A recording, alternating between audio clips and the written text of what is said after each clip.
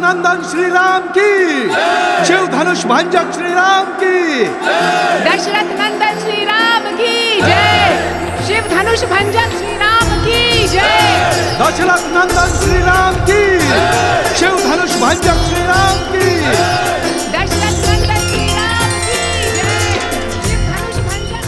पिताश्री,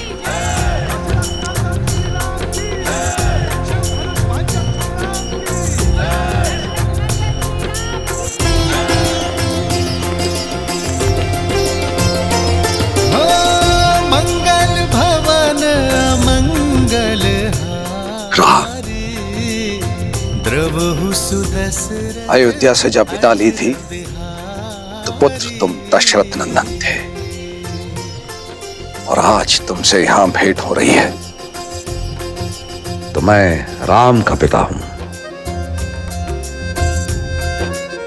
इतने कम दिनों में मेरा पुत्र इतना बड़ा हो गया।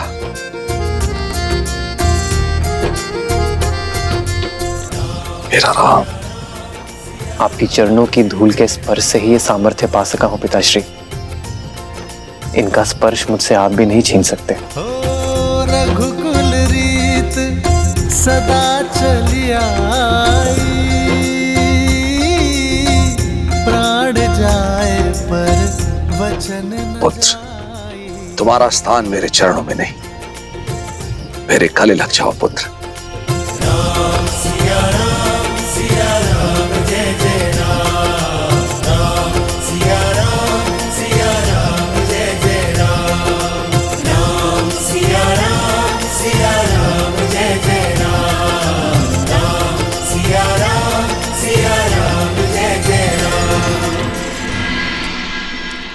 प्रणाम पिताश्री। पुत्र लक्ष्मण, आयुष्मान भव।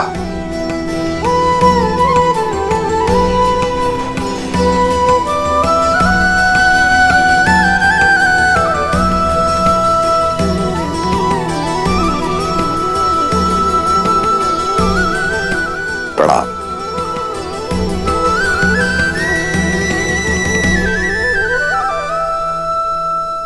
भूलोक पर कोई माया या दिव्य प्रदर्शन नहीं, अन्यथा हमारा भांडा फूट जाएगा और मेरा भोग छूट जाएगा।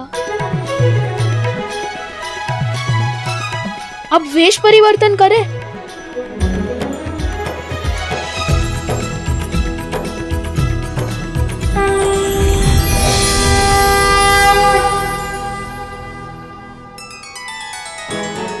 देवी सरस्वती और नंदी, संगीत का कार्यभार आप संभालेंगे। मैं वायुदेव, मैं विवाह का पंडाल बनाऊंगा। मैं अग्निदेव और मैं स्वादिष्ट भोजन का प्रबंध करूंगा। और मैं आपका सहायक बन जाता हूँ। भोजन जाएगा तो रसोई घर से बन के ही ना। उचित है, मैं इस समूह का मुखिया बनूं, त्रिलोकदर्शी साधु। और मैं आपकी सेविका।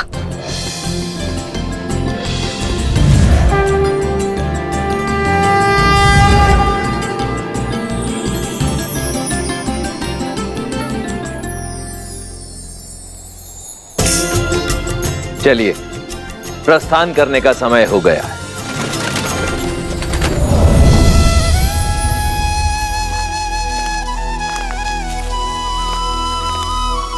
प्रभु, हम तो आपके ही पधारने की प्रतीक्षा में थे।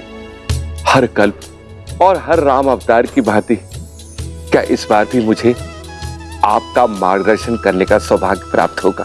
काकभूषण दे, आपको यह प्रश्न पूछने की कोई आवश्यकता ही नहीं, क्योंकि जो स्वयं मेरे प्रभु श्री राम की कई जीवन लीलाओं का साक्षी बना, उनसे अच्छा मेरा मार्गदर्शन भला और कौन कर सकता है? प्रभु, मार्ग तो मां सीता और प्रभु राम दिखा रहा है इस संसार को। प्रेम का मार्ग, त्याग का मार्ग और समर्पण का मार्ग। श्री रामचंद्र कृपालु भजु मन हरण भव भय दारुणम। नव कंज लोचन कंज मुख कर कंज पद कंजारुणम। सिया राम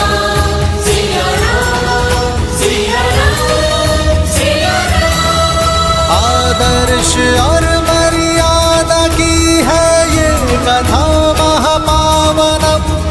काट मद श्री से मिला दे श्रीमद् रामायणम, श्रीमद् रामायणम। सिया राम, सिया राम, सिया राम, सिया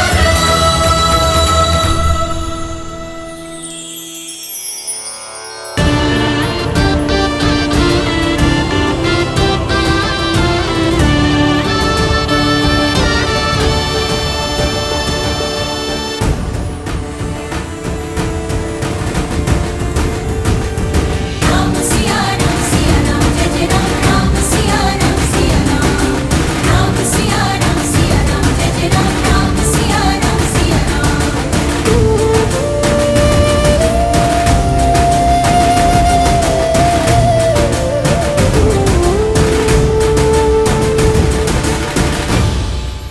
अयोध्यापति महाराज दशरथ, यह है मेरी पुत्री सीता। प्रणाम पिताश्री। सदा सौभाग्यवती भवा।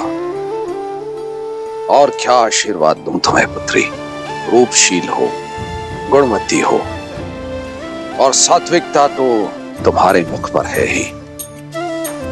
अपने तेज से अपनी अयोध्या को सदैव चमकाती रहना पुत्री।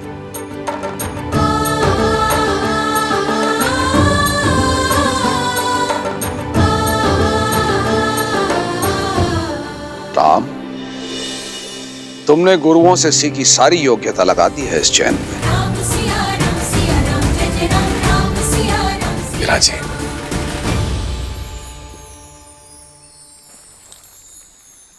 अयोध्यापति, अब मैं अपने परिवार से आपकी भेंट कराता हूं। सीता की माता से तो मिल ही चुके हैं आप। प्रणाम। ये मेरी छोटी पुत्री उर्मिला, ये मांडवी श्रुतकीर्ति, ये दोनों मेरे अनुज कुशाध्वज की पुत्रियां हैं।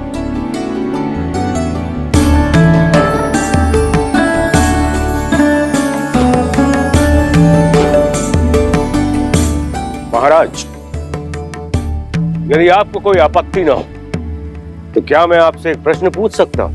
आचार्य, आप श्री राम के गुरु हैं, आपको अनुमति की आवश्यकता नहीं है।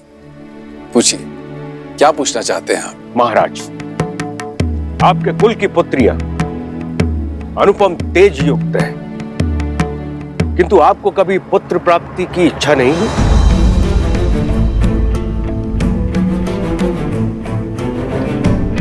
या फिर कभी इस बात का भय नहीं सताया कि आपकी मृत्यु के बाद आपको तर्पण कौन देगा, या फिर आपके लिए स्वर्ग का मार्ग कौन बनाएगा?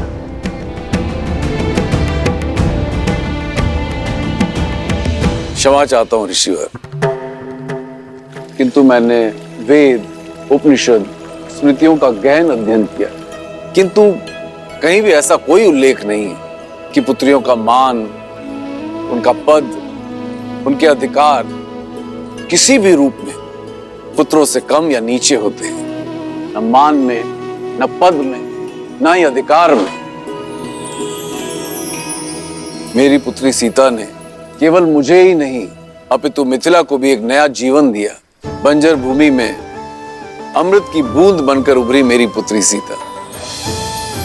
जिस पुत्री ने मिथिला को नरक से बचाया, उस पुत्री के होते मुझे स्वर्ग की क्या चिंता ऋषिवर। और सत्य तो यह है, सीता के जन्म के बाद मैंने मृत्यु और मृत्यु के बाद की चिंता करना बंद कर दिया है। अद्भुत, अद्भुत मिथिला नरेश। आज मुझे मेरे एक और प्रश्न का उत्तर मिल गया। किंतु महाराज, मैं ठहरा नास्तिक और लोगों का यह मानना है कि मुक्ति जो है पुत्र प्राप्ति के बाद ही होती है। कदाचित मेरे मुक्ति के मार्ग के लिए ही महादेव ने मुझे एक योग्य पुत्र दे दिया है, मेरा जमाता राम।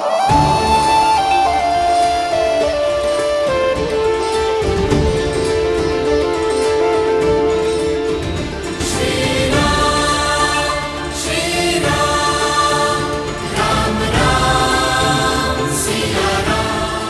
उचित कहा राजर्षि जनक। विवाह संबंध वर वधु के बीच ही नहीं, दो परिवार के बीच जुड़ता है। राम अब आप ही का पुत्र है। हम सबके बीच भी यही चर्चा चल रही थी मिथिलेश, कि क्यों ना आपको कुछ और पुत्र सौंप दिए जाएं। मैं आपका तात्पर्य नहीं समझा ऋषिवर।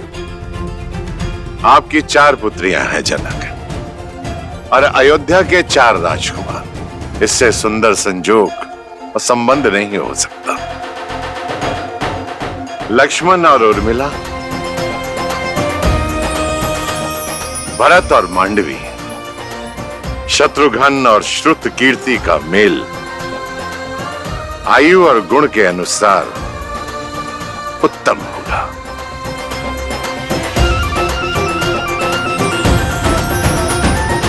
आपका क्या विचार है इस विषय में अयोध्यापति? ऋषिवर, इससे बड़ा सौभाग्य तो हो ही नहीं सकता, किंतु इसमें मिथिलापति का मत जानना भी अति आवश्यक है। मेरे कुल की 4 पुत्रियां सूर्य वंश के आंगन में जाएं, इससे बड़ा सौभाग्य मेरे लिए और क्या हो सकता है अयोध्यापति? मिथिला कुमारियों की अपने बहनों से बिछड़ने की चिंता भी समाप्त हो जाएगी, किंतु मिथिला में विवाह से पूर्व पुत्रियों का मन टटोलना अति आवश्यक होता है। अवश्य जनक, जिन्हें साथ रहना है उनका विचार जानना भी आवश्यक है। आप दोनों एकांत में अपनी संतानों से बात कर लीजिए। उचित है।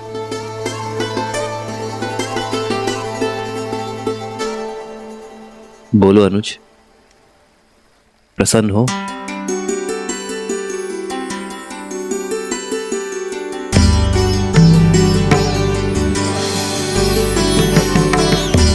कोई शंका तो नहीं है उर्मिला? पूजा आपने की दीदी, और फल मुझे भी मिल गया। और वैसे भी महादेव और माता गौरी के निर्णय पर कैसी शंका? सीता दीदी की पूजा का फल केवल उर्मिला दीदी को क्यों मिलेगा? हमें भी तो मिलना चाहिए ना, क्यों मानवी दीदी? कितनी बार निवेदन करूंगा भाई, अयोध्या से संबंधी पधारे हैं। कुमारी जानकी के विवाह तक कोई भीतर नहीं जा सकता। आप लोग के भोजन का प्रबंध उधर उस पंडाल में किया गया है। भद्र, मैं भी तो कब से यही निवेदन कर रहा हूँ कि हम इसी शुभ विवाह के प्रबंध के लिए आए हैं। मैं आपको अपने दल का जब परिचय दूंगा ना, आप स्वयं समझ जाएंगे। इन दोनों को देखते हैं, ये दोनों संसार के सर्वश्रेष्ठ रसोइये हैं, और ये नन्हा सा नटखट बालक इनका सहयोगी है। और ये जो पंडित जी हैं, ये तो इतने प्रकांड पंडित हैं कि इनके ज्ञान की तुलना आप स्वयं ब्रह्मा जी से कर सकते हैं। और ये देवी जी जो खड़ी हैं, ये अद्वितीय नृत्यांगना तो हैं ही, परंतु जब वाद्य यंत्र पर अपनी उंगलियां फेरती हैं तो ऐसा लगता है कि स्वयं देवी सरस्वती आ गई हो। और मैं हूं इस दल का मुखिया राम आसरे, और ये है मेरी सहयोगी। अब हम भीतर जाएं? आओ। रुको, ये मिथिला का राजमहल है और विवाह राजकुमारी जानकी का। महाराज ने सभी प्रबंध सज किए हुए हैं, आपकी कोई आवश्यकता नहीं है। और हाँ, भोजन करना है तो आप लोग उधर जा सकते हैं। भोजन नहीं, हमें तो प्रबंध देखने जाने दीजिए। जाओ।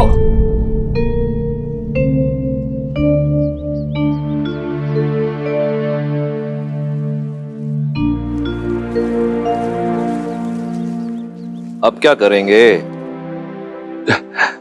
प्रभु, मुझे आज्ञा दें। उचित है, आप जाइए। जी। मुझे भी आज्ञा दीजिए प्रभु। अब आपको किस बात की आज्ञा चाहिए? और कितनी देर प्रतीक्षा करें प्रभु? मैं अदृश्य बनकर वहां चला जाऊं? अदृश्य होना तो हमको भी आता है वायुदेव, पर दिव्य शक्ति प्रयोग नहीं करनी ना। गणेश, अदृश्य होकर बहना मेरा अधिकार है। और सबसे पहले भोग ग्रहण करना मेरा अधिकार है। मैं चलूं पिताजी? कोई कहीं नहीं जाएगा, सब यहीं प्रतीक्षा करेंगे। मैं कुछ सोचता हूं। जो भी सोचना है शीघ्रता से सोचिए, भूख से मेरा पेट दर्द कर रहा है। मेरा भी भूख के मारे जान जा रही है।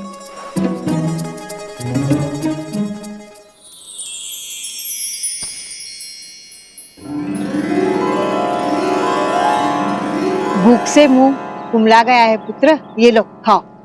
इस पे मेरा अधिकार है। अरे तुम तो और भी ज्यादा भूखे लग रहे हो। लो ये पूरी टोकरी तुम ही रख लो। ये टोकरी का मैं क्या करूंगा माता, मुझे तो केवल ये रसीले फल चाहिए।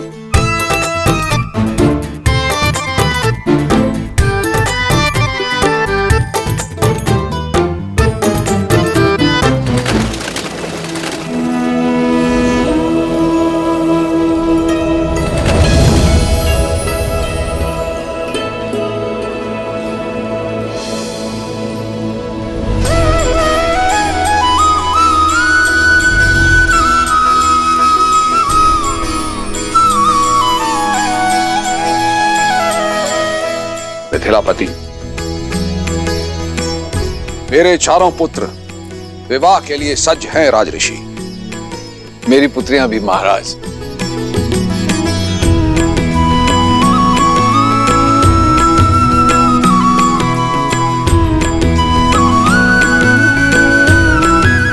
विराजी।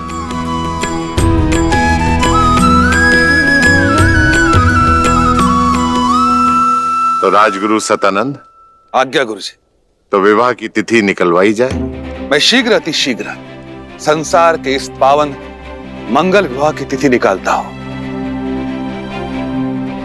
रुको सदानंद,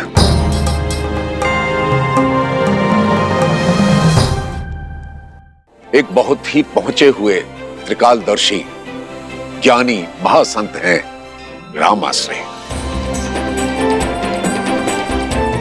उनकी बताई तिथि में कण मात्र भी त्रुटि नहीं होती है। मेरे अनुरोध पर वे अपने समस्त शिष्यों के साथ यहां पधारे हुए हैं।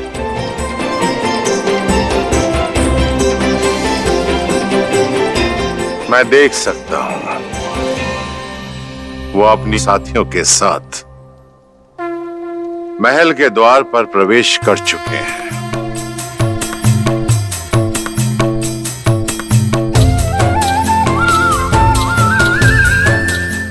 अद्भुत दृश्य है, अद्भुत। राम के विवाह की तिथि राम आश्रय निश्चित करेंगे। राम, जाओ जाकर उन्हें ससम्मान अंदर ले आओ। जी आचार्य। पुत्री सीता, उनके साथ उनकी एक सेविका और कुछ साथी भी हैं। उनका तुम स्वागत करो, मंगलमय होगा। जो आगे।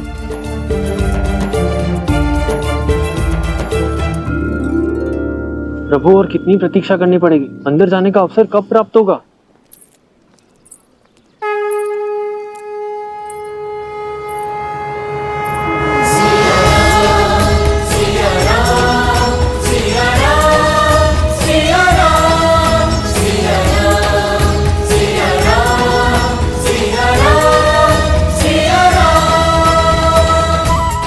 हम सबकी प्रतीक्षा समाप्त, क्योंकि हम सबका स्वागत करने के लिए स्वयं नारायण और देवी लक्ष्मी पधार रहे। आदर्श और मर्यादा की है ये कथा महापावनम। काटे मद श्री से मिला दे श्रीमद् रामायणम, श्रीमद् रामायणम, श्रीमद् रामायणम।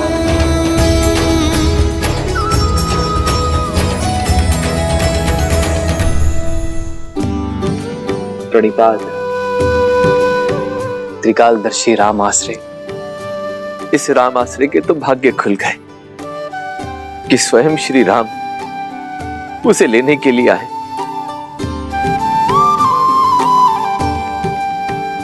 देवी गौरिका समेत आप सभी को सीता का प्रणाम।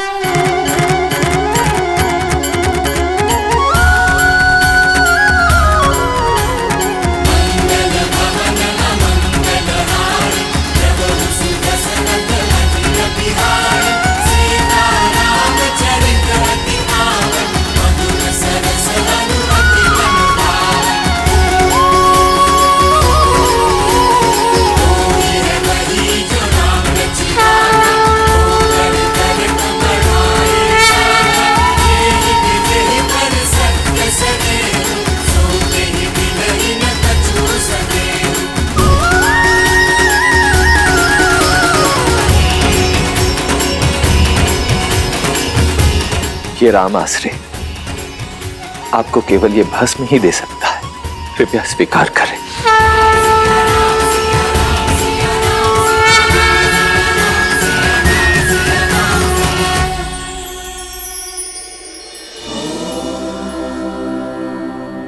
जगत पूजे जगत वंदे सर्वशक्ति स्वरूपिणी। आइए।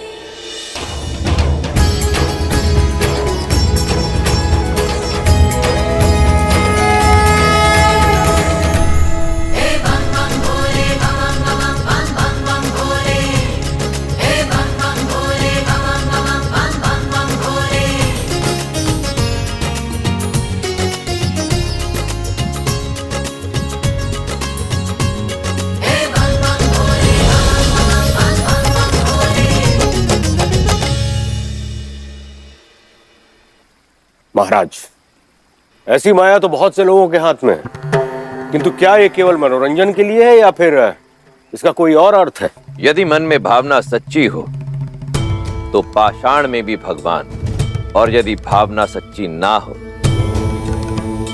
तो भगवान भी पाषाण है, भद्र जाबाली। परंतु आप तो नास्तिक हैं, इसलिए इस तथ्य से अनभिज्ञ हैं।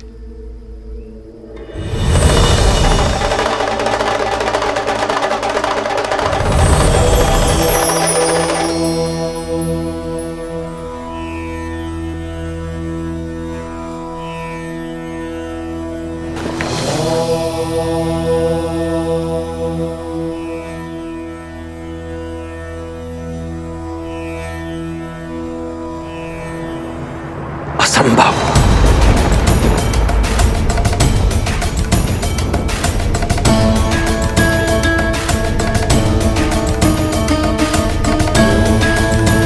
कोई समस्या है महाशय?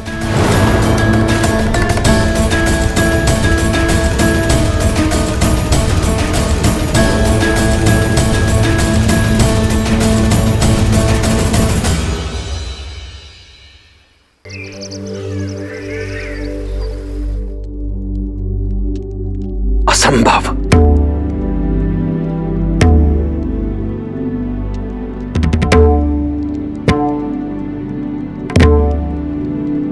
क्या हमारी संतानों के विवाह में कोई समस्या है महाशय? कोई समस्या नहीं है राजन। मैंने इससे पहले ऐसा विलक्षण संयोग अपने जीवन में कभी नहीं देखा। पूरे 36 के 36 गुण मिलते हैं।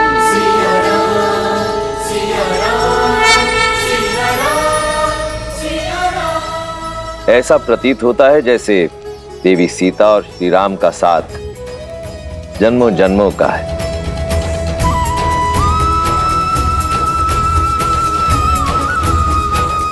और इस विवाह का शुभ मुहूर्त आज से 3 दिन बाद है।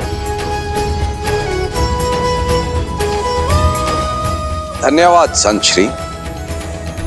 और मेरे शेष पुत्रों के विवाह का मुहूर्त राजन, किस शुभ मुहूर्त की बात कर रहे हैं आप? जिनके मिलन को स्वयं महादेव ने रचा है, जिस क्षण का साक्षी बनने के लिए समस्त ब्रह्मांड सज रहा है, वो क्षण है श्री राम और देवी सीता के विवाह का मुहूर्त। अब भला इससे शुभ मुहूर्त और क्या हो सकता है? आपके चारों पुत्रों का विवाह एक ही दिन एक ही मंडप में होगा। और इस विवाह का प्रबंध मैं स्वयं करूंगा।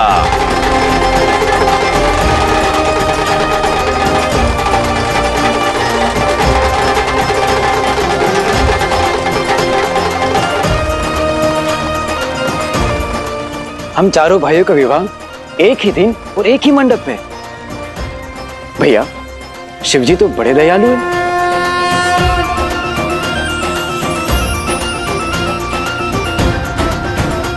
मेरे राम का विवाह है महाराज, ये अवसर मुझसे मत छीनिए। मैं अपने राम को फेरे लेते हुए देखना चाहती हूँ। हमारे पुत्र भरत के विवाह में उसकी माता अवश्य उपस्थित होगी।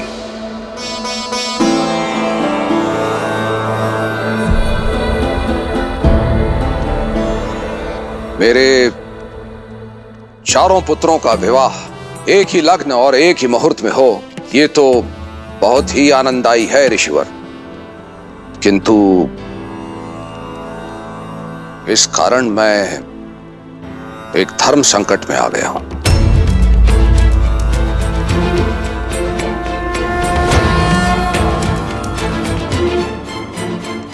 हमारे विवाह का मुहूर्त आपके लिए धर्म संकट पिताश्री? धर्म संकट का कारण विवाह का मुहूर्त नहीं है राम। धर्म संकट का कारण है एक वचन।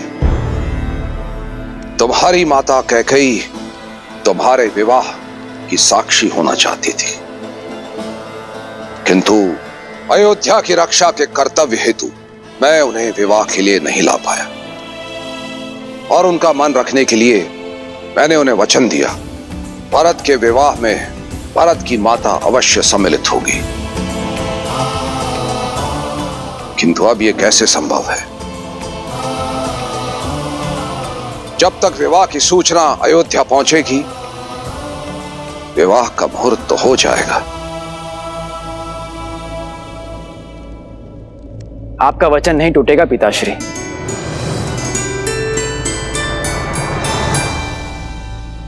वो इसलिए क्योंकि मेरे विवाह को देखने हेतु मेरी एक माता अवश्य उपस्थित होगी।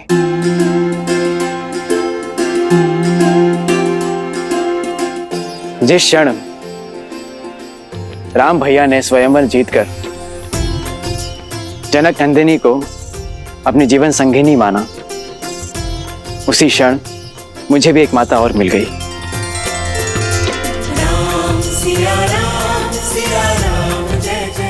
शास्त्रों का कथन और अयोध्या की मर्यादा यही है कि बड़े भाई की पत्नी का स्थान देवर के लिए माता के समान होता है।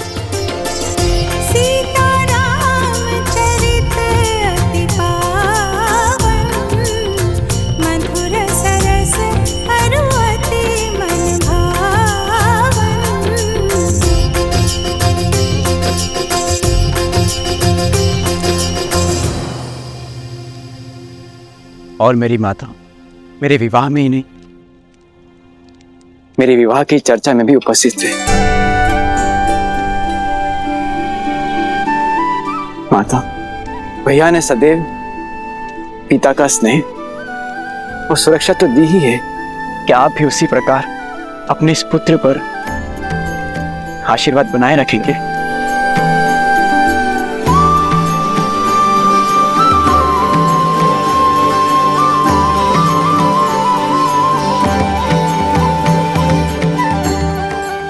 शास्त्रों में लिखे को पढ़ने में नहीं, उसे जीवन में उतारने में है भरत। जितना पवित्र तुम्हारा मन है, उतना ही पवित्र और सुंदर संबंध दिया है तुमने आज मुझे।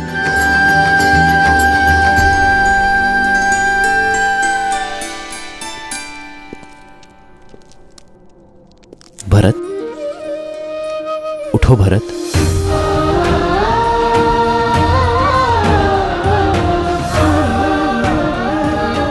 मेरे भाई जैसा भाई मिले तो धर्म की पूर्ति के लिए संतान की आवश्यकता नहीं।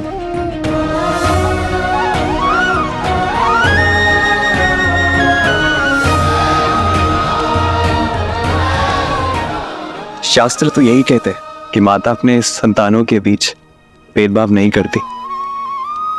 क्या केवल आप भरत भैया को आशीर्वाद देंगे भाभी माँ, हमें नहीं।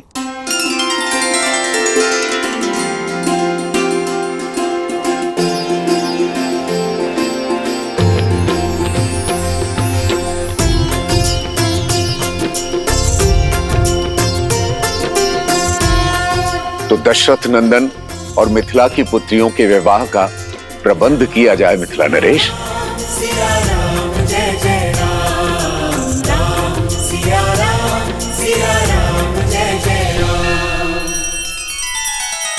श्री रामचंद्र कृपालु भजु मन हरण भव भय दारुणम नव कंज लोचन कंज मुख कर कंज पद कंजारुणम।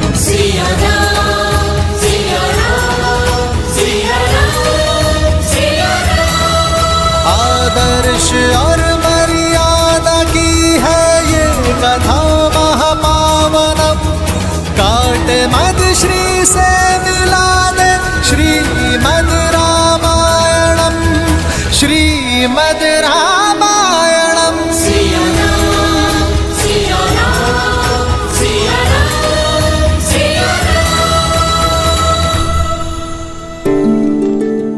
चिरंजीव महाराज दशरथ, ये मेरा अनुज है कुशाध्वज, प्रणाम। और उनकी पत्नी चंद्रभागा, मांडवी और श्रुतकीर्ति के माता पिता। जी, आपसे भेंट करके बहुत प्रसन्नता हुई। आपकी पुत्रियां बहुत गुणवान हैं। क्षमा करना कुशाध्वज, कदाचित मैंने तुम्हारा अधिकार छीन लिया। तुम दोनों उपस्थित नहीं थे और तुम लोग से संपर्क भी नहीं हो पा रहा था। मैंने बिना तुम्हारी अनुमति के तुम्हारी दोनों पुत्रियों का विवाह निश्चित कर दिया। विवाह? विवाह? यह अधिकार तो आप ही का था भैया। हाँ जयश्री, जन्म भले ही मैंने दिया है श्रुतकीर्ति और मांडवी को, परंतु पाला तो आप ही ने है। हम तो सदैव ज्ञान की प्राप्ति के लिए यहाँ वहाँ भ्रमण करते रहे, इसलिए पहला अधिकार तो आप दोनों का ही है। और आपसे अच्छा हमारी पुत्रियों का हित कोई नहीं सोच सकता। उचित समय पर आए हो। नगर में विवाह की शोभा यात्रा आरंभ हो गई है।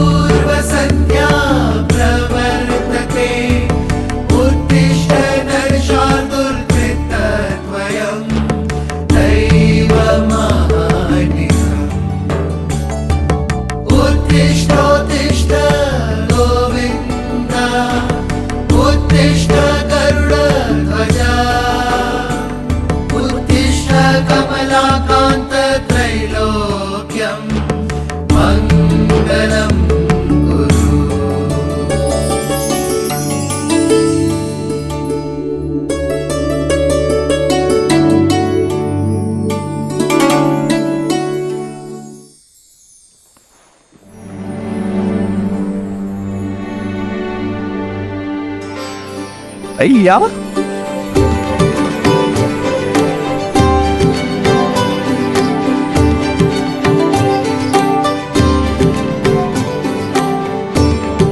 सज्ज हो जाइए भैया, आज से विवाह रीतियां आरंभ होने वाली हैं आपकी। जी हाँ भैया, केवल राम भैया की नहीं लक्ष्मण भैया, अब तो हम सब की होने वाली हैं। शुभ घड़ी तो है। इतने वर्षों से स्वतंत्र हमारा शत्रुघ्न इसी बंधन में तो बंधेगा।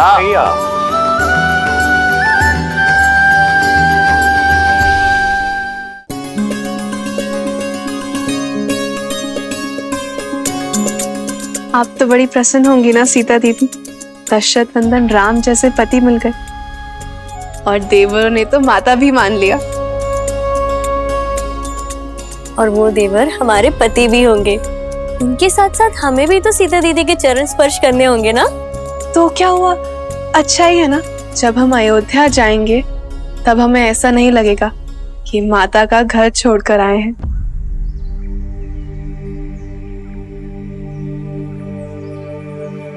क्या हुआ दीदी, आप अचानक गंभीर हो गई? माता पिताश्री का विचार आया। वर्षों तक हमें लाड से पाला और अब अचानक हम सब उन्हें छोड़कर चले जाएंगे।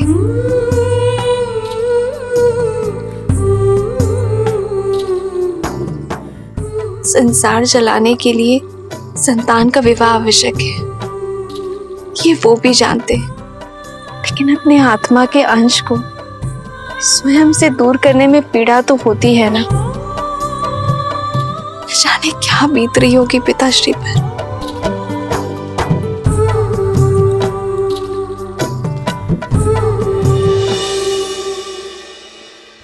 पीड़ा तो है मन में,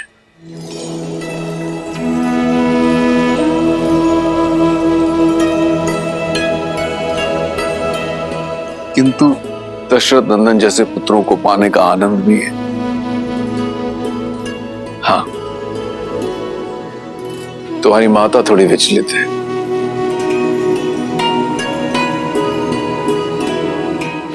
कहाँ एक पुत्री के विवाह की चिंता थी और कहाँ अकस्मात ही चारों पुत्रियां एक साथ विदा हो जाएंगी।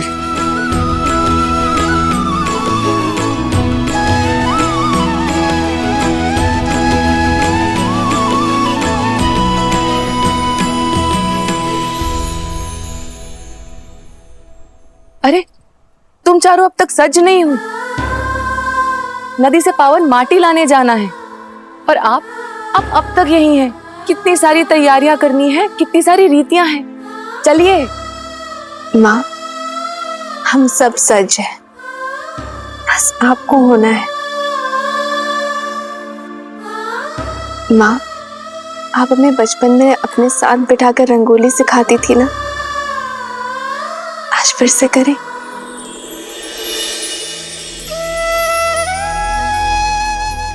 स्वास्तिक की ये 4 रेखाएं, हम 4 बहनें हैं माँ,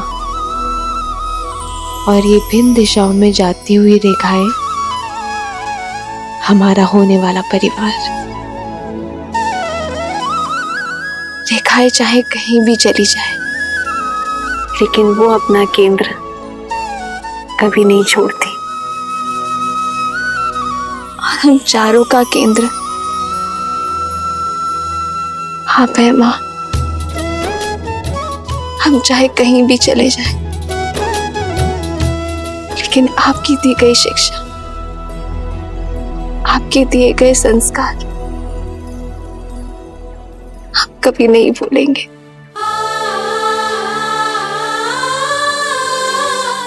आपकी पुत्रियां मिथिला से दूर अवश्य जा रही हैं, लेकिन हमारे अंदर से मिथिला को कोई दूर नहीं कर सकता माँ। और जब हम दूर ही नहीं जा रहे हैं, तो फिर चिंता कैसी?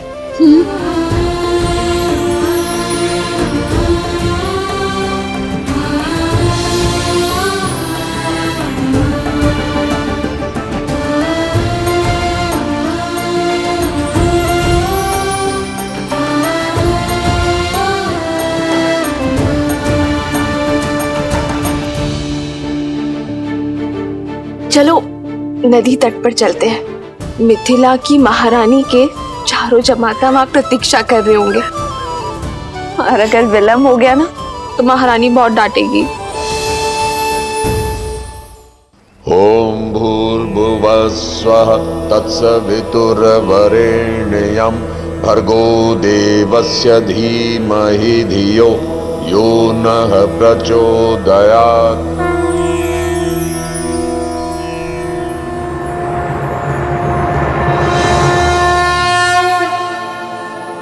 महाराज जनक अपनी पुत्रियों के साथ पधार चुके हैं।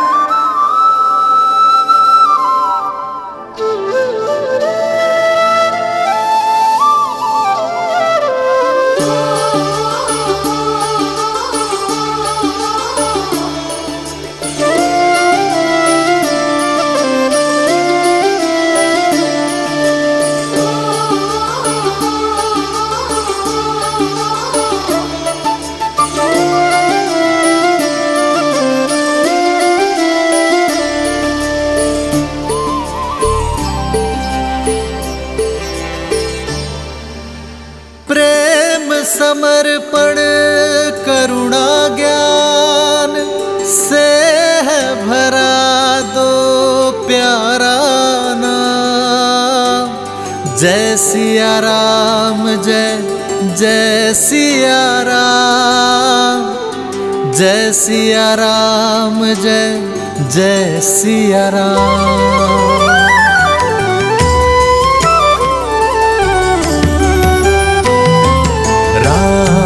लोचन सीता दृष्टि, राम है बादल सीता वृष्टि।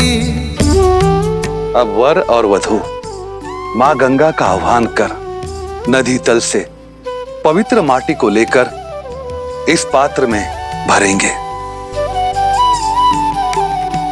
तत्पश्चात वर उसे वधू को सौंप देंगे।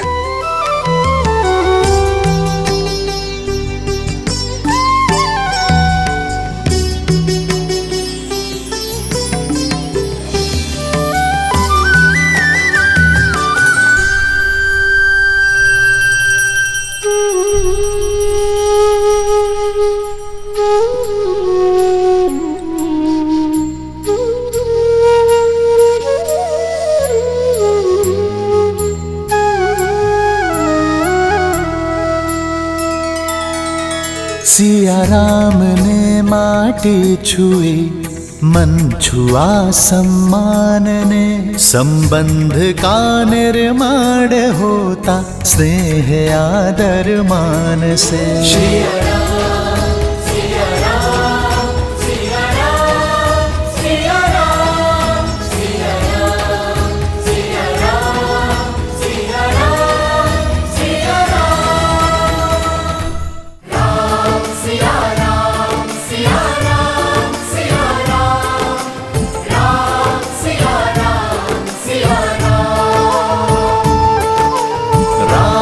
सिया राम सिया राम सिया राम, राम सिया राम सिया राम। नदी तल की माटी की भांति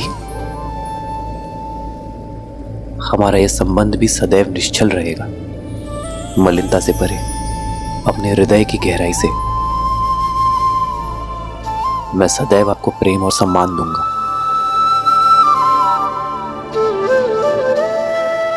ये माटी और अधिक पावन हो गई है क्योंकि इसे माँ अहिल्या और ताड़का की पीड़ा को हरने वाले श्री राम ने स्पर्श किया है। माटी के पावन होने का कारण कुछ और है कि केवल 8 वर्ष में शिव का धनुष उठाने वाली तेजस्विनी अपने जन्म से ही मिथिला की सारी पीड़ा हरने वाली भूमिजा ने इसे चुना है। राम सिया राम सिया राम सिया राम, राम सिया राम सिया राम सिया राम सिया राम सिया राम सिया राम, राम सिया राम सिया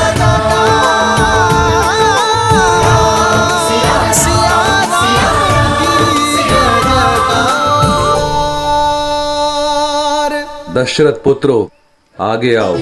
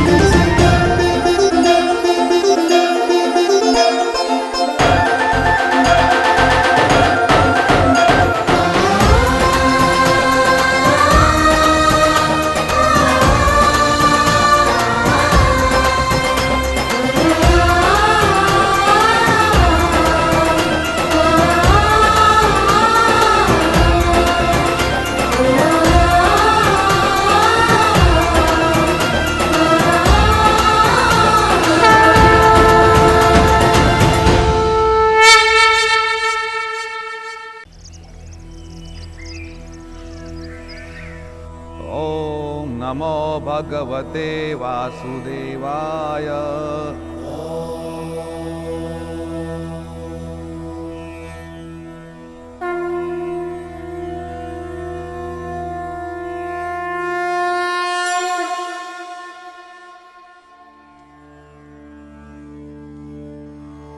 ततो ययौ रामपुरोगमैः शनैः शृगालमध्यदेवमाग्रहुदधतिः कात्यायनी महामाये महायोगिन्यधीश्वरी।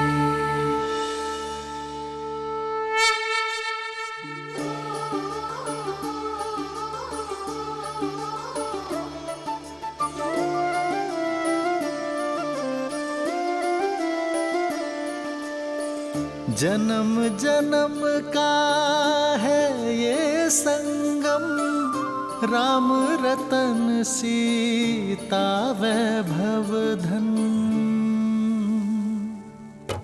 राम सिया राम सिया राम सिया राम, राम सिया राम सिया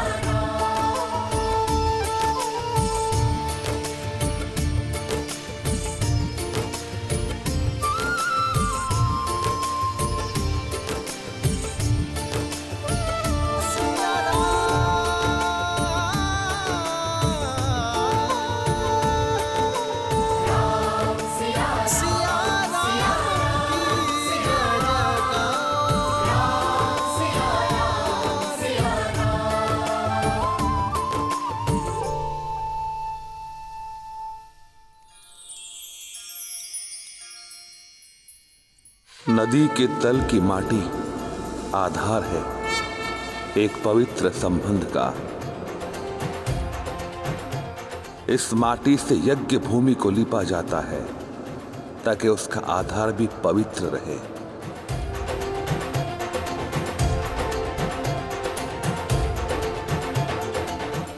अब इस पवित्र आधार पर विश्वास और प्रयास के कठोर पाषाण रखने पड़ते हैं।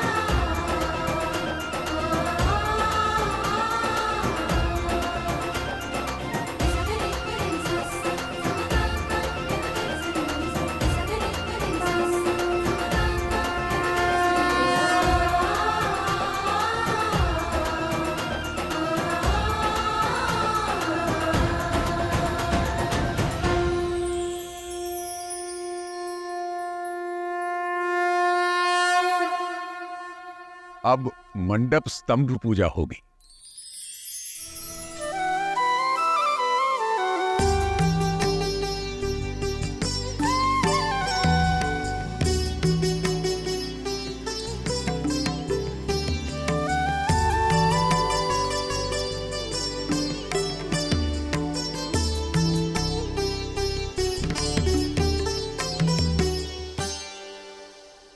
कात्यायनी महामाये महायोगिन्यधीश्वरी नन्दगोपसुतं देवी पतिमे कुरुते नमः।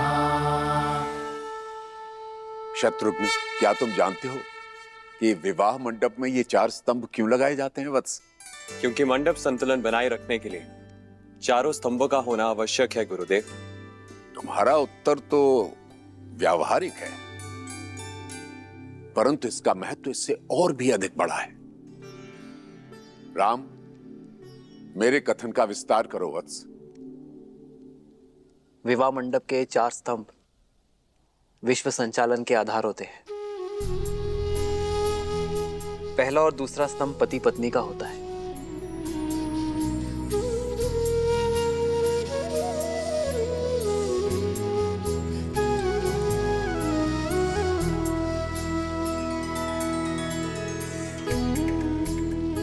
तीसरा स्तंभ संतान और चौथा समाज का प्रतिनिधित्व करता है। जब ये चारों स्तंभ संतुलित हो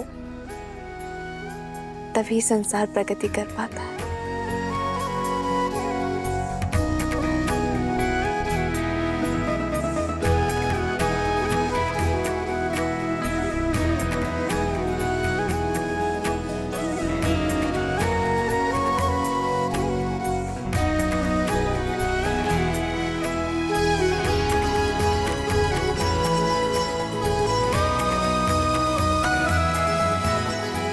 और साथ ही संबंधों के 4 आधारों को ये दर्शाते हैं।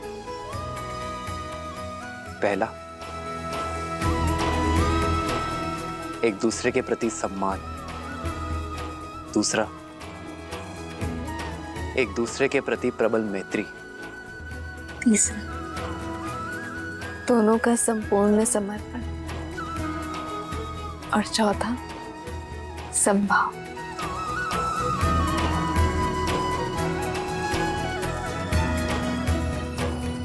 नए संबंध में ये चारों भाव बने रहें, इसीलिए मंडप में ये 4 स्तंभ होते हैं।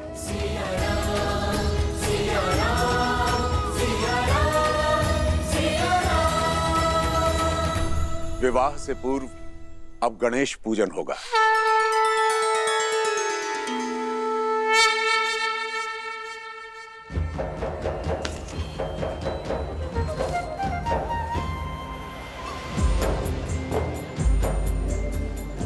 शीघ्रता दिखाइए। निमंत्रण आने वाला श्री गणेश। आप ही ने माया का प्रयोग करने से वर्जित किया था ना, स्मरण है ना आपको? चलिए चलिए काम करिए।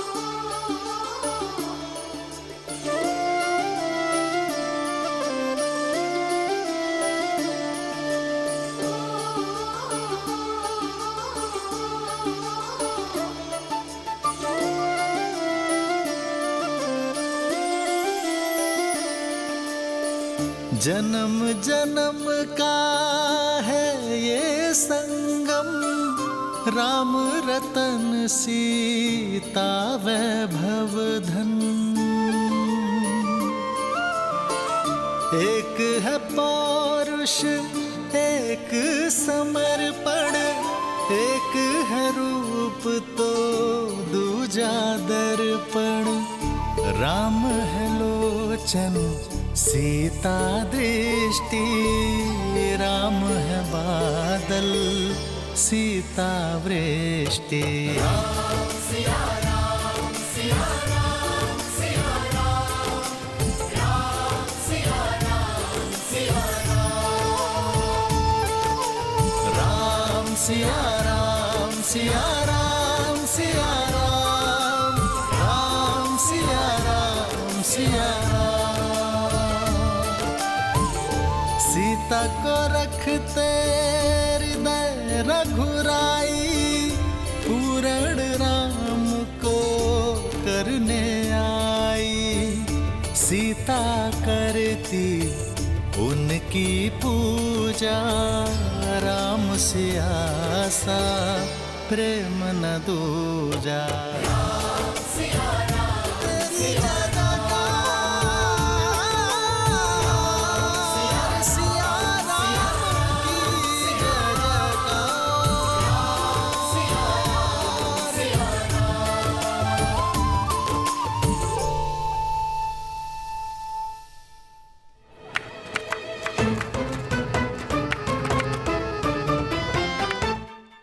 श्री गणेश साक्षात रिद्धि सिद्धि के स्वामी है, शुभता के प्रतीक। भावी दाम्पत्य के जीवन में सदा सुख और समृद्धि बनाए रखे, इस भावना के साथ श्री गणेश के स्वरूप का निर्माण होगा।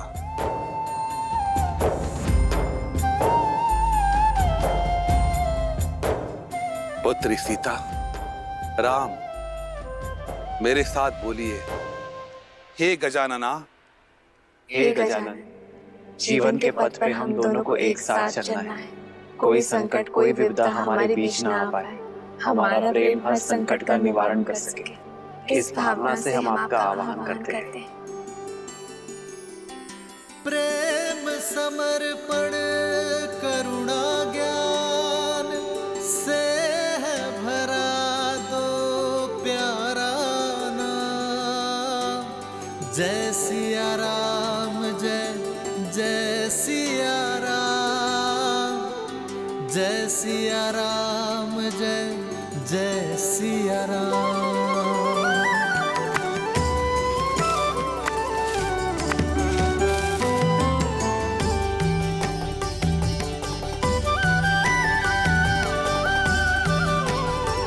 सिया राम, सिया राम, सिया राम, सिया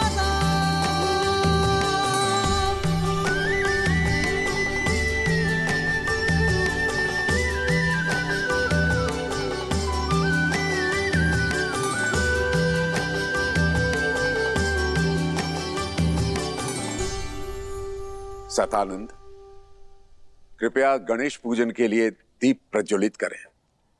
अवश्य गुरुवर। गौरीपुत्र, निमंत्रण आ गया, चलिए। अरे कहाँ चल दिए महाराज? भोजन तो अभी पूरा बना नहीं है।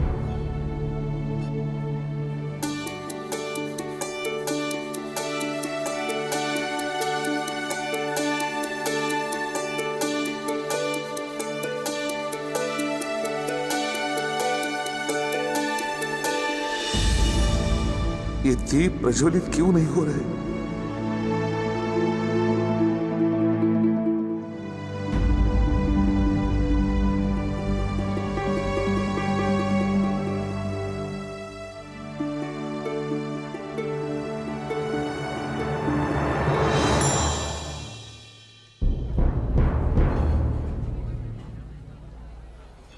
सब कुछ तैयार तो है, देखो।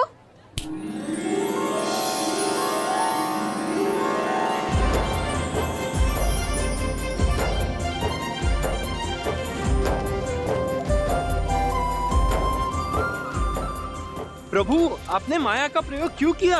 मैंने सबको वर्जित किया था, स्वयं को नहीं। अद्भुत, परंतु प्रथम तो मैं ही आऊंगा। लगता है आप भूल रहे हैं, प्रथम पूज्य मैं हूँ। सबसे पहले मैं ही उनके दर्शन पाऊंगा।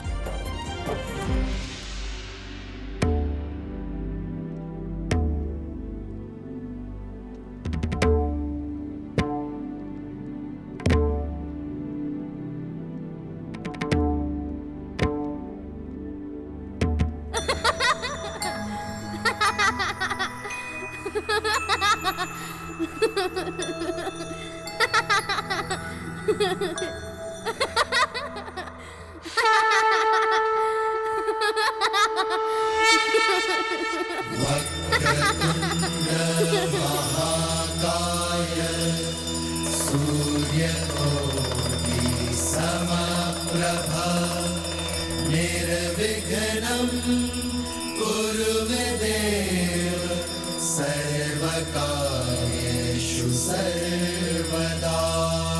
सर्वमङ्गलमाङ्गल्ये शिवे सर्वार्थसाधिके शरण्ये त्र्यम्बके गौरी नारायणी नमोस्तुते, नारायणी नमोस्तुते, नारायणी नमोस्तुते। ये लीजिए मेरा प्रिय।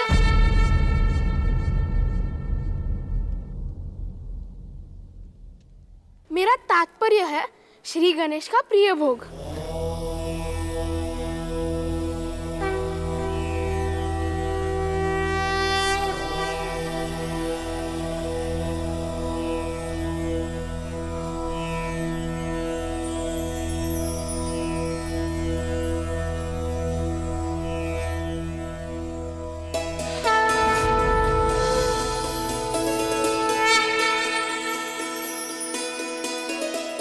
श्री गणेश की कृपा से दीप प्रज्वलित हो गए।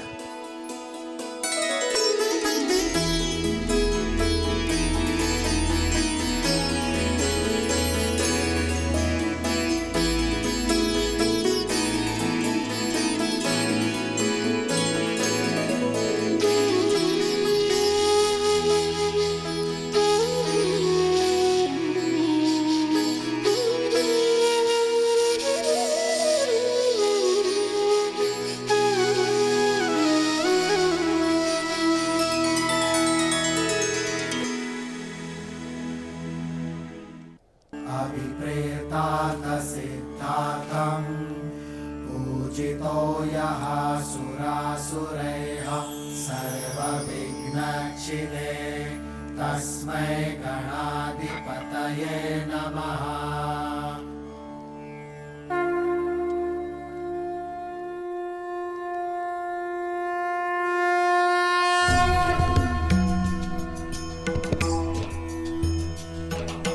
वक्रतुण्ड महाकाय सूर्यकोटि समप्रभ निर्विघ्नं कुरु मे देव सर्वकार्येषु सर्वदा सर्वकार्येषु सर्वदा। आप दोनों को भगवान गणेश का आशीर्वाद प्राप्त हो। विघ्नहर्ता की कृपा सदा तुम पर बनी रहे। जीवन पथ पर तुम दोनों साथ साथ चलो, एक सांस बनकर चलो।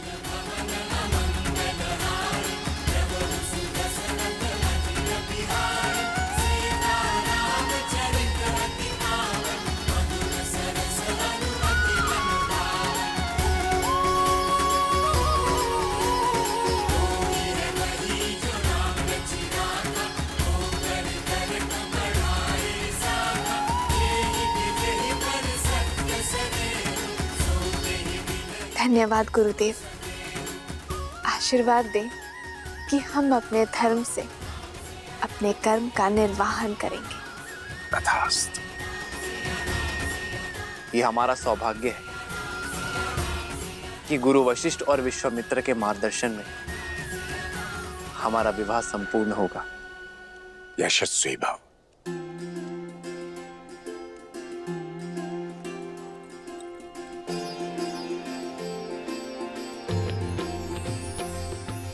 आयुष्मान भव।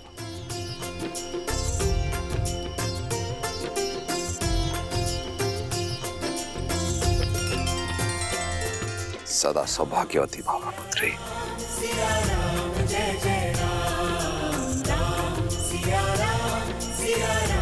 और आप सभी का और हमारे विवाह समारोह में सम्मिलित होने के लिए आप सबको कोटि कोटि आभार।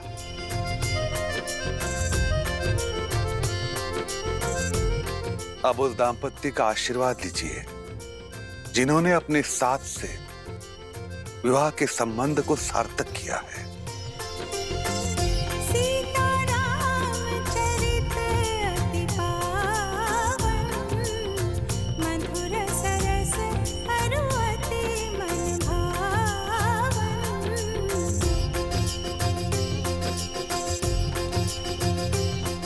अब विवाह की विधि आरंभ होती है। आपके संबंध में विशुद्ध प्रेम और विशुद्ध कर्तव्य का संगम हो। अब यहाँ उपस्थित सभी अतिथियों के आशीर्वाद में